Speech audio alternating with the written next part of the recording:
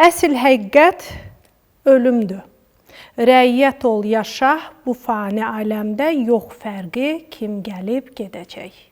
Bəli, bu fani aləmə yox fərqi, kim gəlib gedəcək. Niyə bunu anlamır insanlar? Bunu niyə o malı, mülkü çox olanlar anlamır ki, ya fəhlə ol, ya nazir ol, ya hər hansı bir idarə rəisi ol, fərq etmir.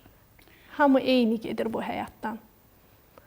Bu mələklər, belə bir pritça var, bəlkə də bunun bir sənədi var ki, hardan gəlir bu söhbət, bu əhvalat.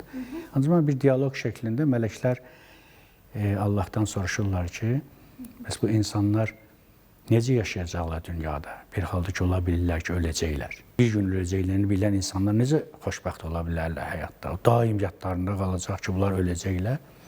Orada yaradan da demək olar, elə bir zəif yaddaş verdim ki, onlar o ölümü o cür, o necə deyərlər, qabarıq şəkildə hiss etməyəcəklər, duymayacaqlar və yaşamlarına davam edəcəklər, rahat yaşaya biləcəklər. İndi bu həqiqətdir. Bu dialoqdan nəticə bizi maraqlandırır və nəticə də budur ki, həqiqətən insanın yaddaşı zəifdir.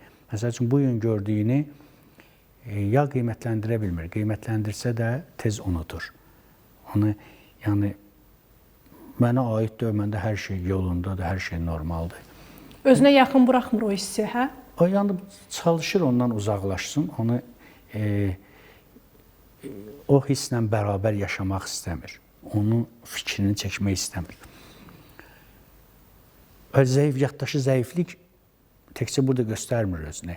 Başqa məsələlərdə də, məsələn, etdiyi pisliklər var. Amma bir dənə yaxşılıq eləsə, hər yeri. Yəni, insan biraz fərqli varlıqdır.